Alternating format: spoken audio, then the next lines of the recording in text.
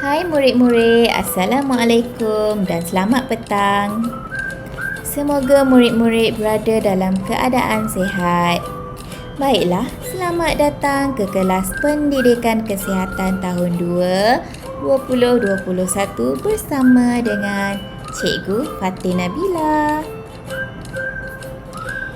Baiklah murid-murid, sebelum kita mulakan pembelajaran kita pada hari ini, Cikgu akan perkenalkan kamu dengan buku-buku yang akan digunakan sepanjang sesi pembelajaran pendidikan kesihatan pada tahun ini.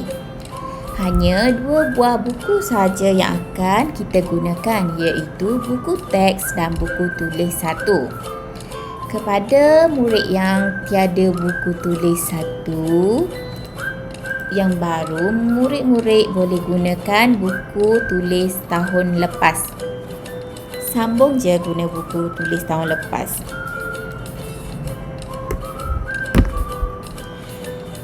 Baiklah, kita akan mulakan pembelajaran pendidikan kesihatan kita dengan unit 9, iaitu Hari yang Ceria. Tajuknya, Gaya Hidup yang Sihat. Baiklah murid-murid, sebelum kita memulakan pembelajaran kita pada hari ini, mari kita lihat objektif kelas kita. Pada akhir pembelajaran, murid akan dapat: pertama, memahami maksud postur, rehat dan tidur. Kedua, mengenal pasti postur, rehat dan tidur yang betul. Jom kita mulakan kelas kita pada hari ini dengan maksud postur. Postur bermaksud bentuk tubuh badan semasa duduk, berdiri, berjalan dan mengangkat barang. Seterusnya, lihat pula maksud rehat. Rehat bermaksud berhenti sementara daripada melakukan aktiviti fizikal dan mental. Oleh itu, murid-murid perlu berehat setelah penat melakukan sesuatu aktiviti. Seterusnya, mari kita lihat pula maksud tidur. Tidur bermaksud melelapkan mata dan merehatkan minda.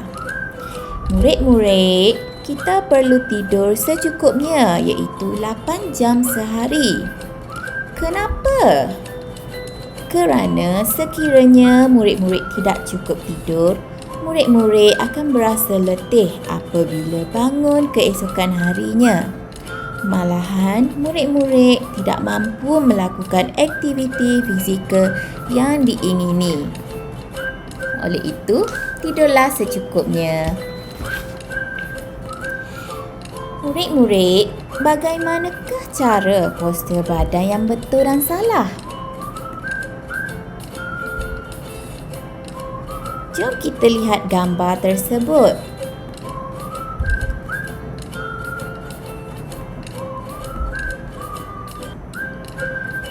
Murid-murid, cuba lihat pada gambar pertama, postur duduk. Untuk pengetahuan murid-murid, cara duduk yang betul adalah dengan duduk dengan tegak, kaki hendaklah lurus dan mencecah lantai. Tolak pinggul anda serapat mungkin dengan belakang kerusi. Cuba lihat gambar di bawah. Ini merupakan cara duduk yang salah. Bukan dengan cara duduk dengan cara ini. Jika kita duduk dengan cara ini, lama-lama belakang kita akan menjadi lenguh dan lama kelamaan kita boleh menjadi bongkok. Seterusnya, kita lihat contoh postur duduk yang betul. Ini merupakan gambar postur duduk yang betul dan salah. Cuba murid-murid perhatikan. Terdapat 2 kesalahan postur duduk. Yang Yang pertama, kakinya tidak mencecah lantai. Yang kedua, belakang badannya tidak rapat ke kerusi. Kita lihat pula gambar postur badan yang betul. Yang pertama, kaki rapat, belakang badan rapat ke kerusi. Yang kedua, duduk dengan tegak. Harap-harap murid dapat betulkan postur duduk selepas ini.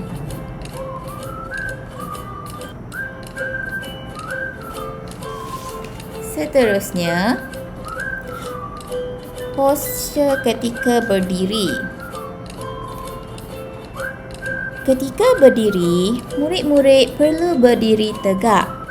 Bukan berdiri dengan cara membongkokkan badan ke hadapan.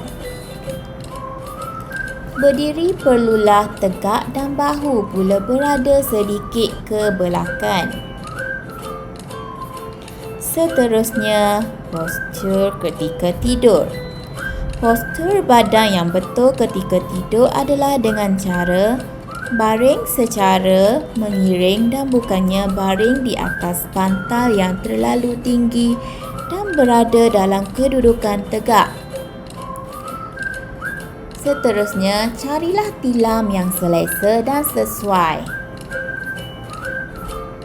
Yang terakhir adalah postur ketika mengangkat barang.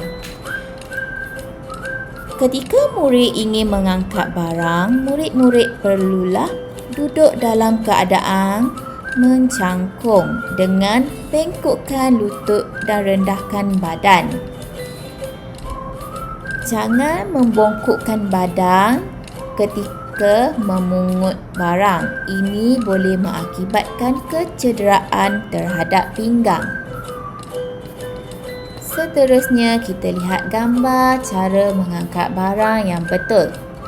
Yang pertama, seperti tadi cikgu beritahu, kita perlu membengkokkan lutut dan merendahkan badan. Kemudian, bangun secara perlahan-lahan. Seterusnya, barulah tegakkan badan. Baiklah, seterusnya, sampailah untuk kerja sekolah. Okey.